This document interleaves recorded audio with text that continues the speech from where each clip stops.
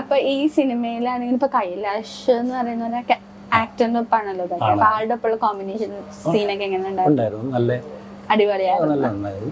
പക്ഷെ എല്ലാം നമ്മള് ശരിക്കും ഒരു ദിവസത്തെ ഒരു സംഭവമാണത്. ഈ ശരിക്കും പെരുമുറുക്കം പോലീസുകാർക്ക് ഉണ്ടാകുന്നത്. നമ്മളിപ്പം ട്രെയിൻ തട്ടി ഒരാൾ മരിച്ചാലും പിന്നെ ഒരാളെ കുത്തിക്കൊന്നാലും എല്ലാം പണി കംപ്ലീറ്റ് ലാസ്റ്റ് വരുന്നതായിരിക്കും പോലീസുകാർക്ക് ശരിക്കും, അല്ലേ?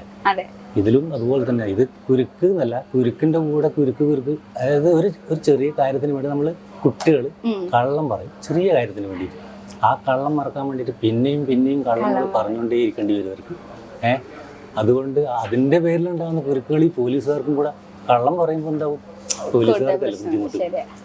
ആ സംഭവങ്ങൾ അതൊരു ഭയങ്കരമായിട്ടുള്ള മൂവിയിൽ കാണിക്കുന്നത്. കാരണം അതുപോലുള്ള സ്ഥലത്ത് വെച്ചിട്ടാണ് ഇതിന്റെ ഷൂട്ടിങ് കാര്യങ്ങളൊക്കെ ഉണ്ടായിരുന്നത്. ഇരട്ടിയിൽ തന്നെ. അതിൽ കാഞ്ഞിരക്കുല്ലി എന്ന് പറയുന്നത് നല്ല എക്സ്പീരിയൻസ്. ഉണ്ടായിരുന്നു. എല്ലാം മിക്കവാറും പുതുമുഖങ്ങൾ. ഞാനും പുതുമുഖം തന്നെ വേണം പറയാം. 5-8 സിനിമയിൽ വലിയ റോളൊന്നല്ലോ, എന്നാലും ആ റോളൊക്കെ കമ്പാരിറ്റീവ്ലി നോക്കുമ്പോൾ ഇത് കുറച്ചുകൂടെ വലിയ റോളാണ്, കുറച്ച് പ്രാധാന്യമുള്ള ഒരു റോളായിട്ട് കുറച്ചും കൂടി. അപ്പൊ നമ്മുടെ സിനിമയാണെങ്കിലും റിലീസിന് ഒരുങ്ങുകയാണ്. എന്താണ് നമ്മുടെ പ്രേക്ഷകരോട് പറയാനുള്ളത് പറഞ്ഞാൽ, ഈ സിനിമ അച്ഛൻ, അമ്മ, മക്കൾ ഇവർ നിർബന്ധമായി ഒന്നിച്ചിരുന്ന് കാണണം. കാരണം അത്ര ആ രീതിയിലുള്ള മെസ്സേജ് ഞാൻ വെറുതെ പറയുന്നതല്ല.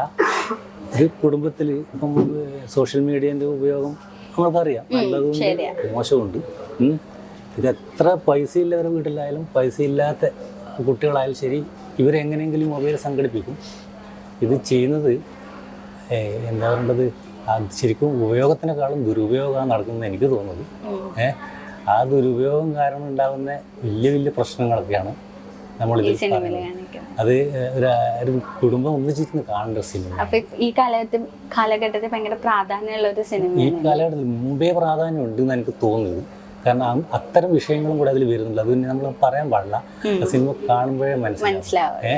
അങ്ങനെയുള്ള കുറച്ച് കാര്യങ്ങൾ കൂടി ഉണ്ട് ഇതിൽ. അതുകൊണ്ട് കുടുംബം മൊത്തമായിട്ട് ഇരുന്നിട്ട് കാണുന്ന കുട്ടികൾ എന്ന് പറഞ്ഞാൽ നമ്മളൊരു മിഡിൽ ഏജിലുള്ളവർ നിർബന്ധമായിട്ടും കാണേണ്ട സിനിമയാണ്.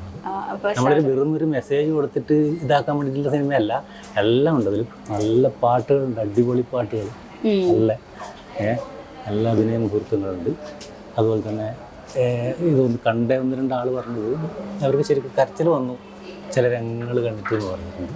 നമ്മളെ സിനിമ ചെറുതായിട്ട് കാണിച്ചു കൊടുത്തിട്ടുണ്ടായിരുന്നു 1-2 പേർക്ക്. അപ്പോൾ അവർക്കൊക്കെ അങ്ങനെയുള്ള അഭിപ്രായം ഉണ്ടായിരുന്നു. അപ്പോൾ എല്ലാവരും പറയുന്നത് ഒന്നിച്ചിരുന്ന് കാണേണ്ട ഒരു സിനിമ തന്നെയാണ്. ഞാൻ അതന്നെ പറയുന്നത്. സാറ് പറഞ്ഞ പോലെ തന്നെ ഈ സിനിമ വൻ വിജയകരമാവട്ടെ എന്ന് ആശംസിക്കുന്നു. സാറിനാണെങ്കിൽ ഇനി നല്ല അടിപൊളി റോളുകളൊക്കെ കിട്ടട്ടെ എന്ന് ആശംസിക്കുന്നു. Thank you so much.